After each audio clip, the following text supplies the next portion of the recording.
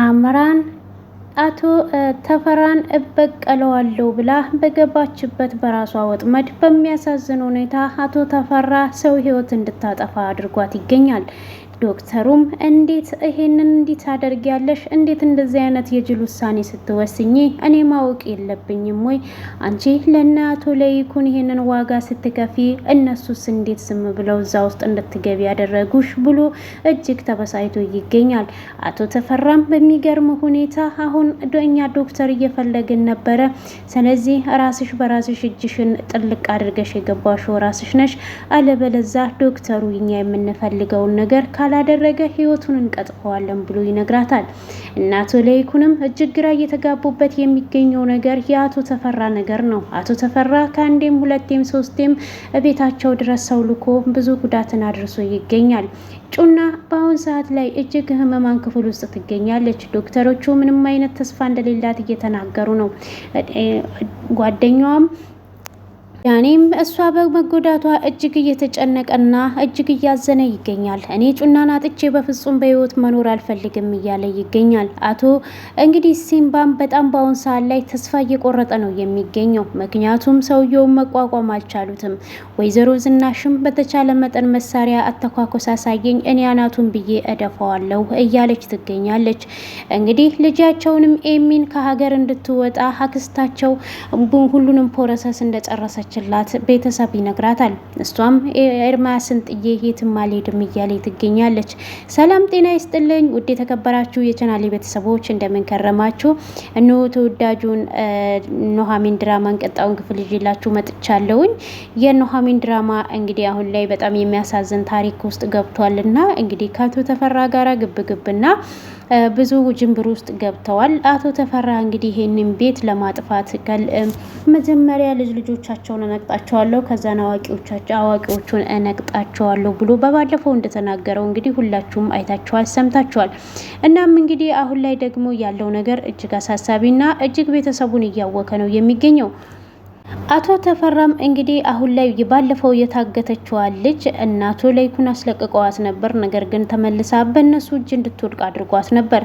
በዚህ አጋጣሚ እንግዲህ አምራንም እሱን በቀለዋለሁ ብላ በሲስተም ብትገባም እሱም ደግሞ አሁኑኑ ይህችን ነፍስ ካላጠፋሽ በስተቀረ የምትወጂውና የምታፈቅሪውን ፍቅረኛሽን እንገልብሻለን ብሎ ይላታል። እሷም ይሄንን ጊዜ በፍጹም እናንተ የምትሉኝን ነገር አላደርግም እኔም ደግሞ የሰው ህይወት አላጠፋም ብሎ መልሳለች። ልጅቷም ልትገደል የተዘጋጀችው እኔን የከዳ ሰው ምን እንደሚደርስበት አሳይሻለሁ ብሎ ይላታል። ልጅቷም እባክሽ አምራን አትግደይኝ፣ እኔ ማሳድጋት እህት አለችኝ፣ አቅመ ደካማ እናትና አባት አሉኝ፣ እነሱን ለማሳደግ ብዬ ነው ከክፍለ ሀገር የመጣሁት ብላ ታለቅስባታለች። እሷም አይዞሻል አልገልሽም ብላ ብትመልስላትም ነገር ግን ደግሞ ቃሏን አልጠበቀችም። በሚያሳዝን ሁኔታ ለፍቅረኛዋ ስትል ለቤተሰቦቼ ስል ሁሉንም ነገር አደርጋለሁ ብላ አሳዛኝ እርምጃ ትወስዳለች። እሱም እንግዲህ አሁን ዶክተሩን አግኝታችሁታል ብሎ አቶ ተፈራም ሲናገር አዎ አሁን አግኝተነዋል፣ መሳሪያ ጆሮ ላይ ደቅናናል ብለው ሲነግሩትም እሱም በቃ እኔ እሱ ላይ እንድትተኩሱ 3 ጊዜ ቆጥራለሁ ለሷ ደግሞ 2 ጊዜ እሰጣታለሁ ብሎ ይላል። እሷም ይሄንን ጊዜ ፍራቻዋ እጅግ እያየለ በመጣበት ሰዓት አምራን እጅግ ተጨንቃ ባለችበት ሰዓት 1 2 3 ሲል እንግዲህ በሚያሳዝን ሁኔታ እሷም ስሜቷን መቆጣጠር አቅቷት ትተኩስና ትገላታለች። ይሄን ጊዜም ልጅቷም እጅግ ስቅስቅ ብላ ታለቅሳለች።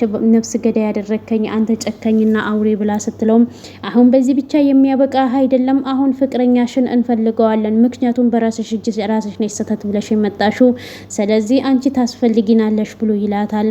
ምክንያቱም እኔን ግደለኝ ስትል አንቺን አልገልሽም አንቺ ስለምታስፈልጊኝ ብሎ ይላታል።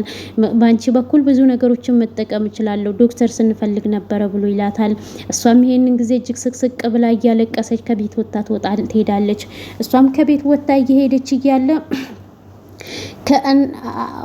ጓደኛዋ ጋር ዶክተሩ ቤት ትሄዳለች። ዶክተሩ ቤት ከደረሰችም በኋላ ምን ሆነሻል አምራን ብሎ ሲላትም እሷም ማዝና ቁጭ ትላለች።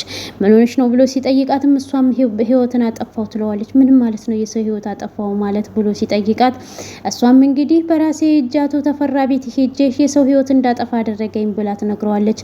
ይሄ በጣም አስደንጋጭ ዜና ነበረ እሱም የሰማው። ይሄንን በመስማቱ እጅግም ይደነግጥና እጅግም ያዝናል። ምን ልትሆኛ አንቺ እዛ ሄድሽ? እንዴትስ ለኔ ሳትነግሪኝ እንዴትስ እናቱ ለይኩንስ እንዲዝም አሉሽ ብሎ ይላታል። እሷም ሁሉም ሰዎችን ቢብለው ነበረ እኔ ነኝ ያሻፈረኝ ብዬ እዛ ውስጥ የገባሁት ብላ ትመልሳለች። በጣም እየተከታተላቸው ያለው አቶ ተፈራ እንግዲህ እነሱ ሁለቱም ቤት ናቸው ወይ እርግጠኛ ነህ ወይ ብሎ የላከውን ሰውዬ ሲጠይቀው አዎ ብሎ ይመልስለታል። አቶ ተፈራም በተከፈተው በር ሰተት ብሎ ወደ ሳሎን ይገባል። ይሄንን ጊዜ ዶክተሩና አምራን አብረው ቆመው ይመለከታል። እሱም ይሄ ነው ወይ ዶክተሩ? አሁን ገና አወኩት ብሎ እንግዲህ ይላል። እሱም አሁን ከዚህ ቤቱን ለቀቅ እንድትወጣ ፈልጋለሁ ይለዋል። እሱም ዶክተሩም ለቀቅ ውጣ ቤትን ሲለው እሱ ግን የፍራቻ ስሜትም አይታይበትም። ምክንያቱም አሁን የሚፈልገው ነገር ተሳክቶለታል።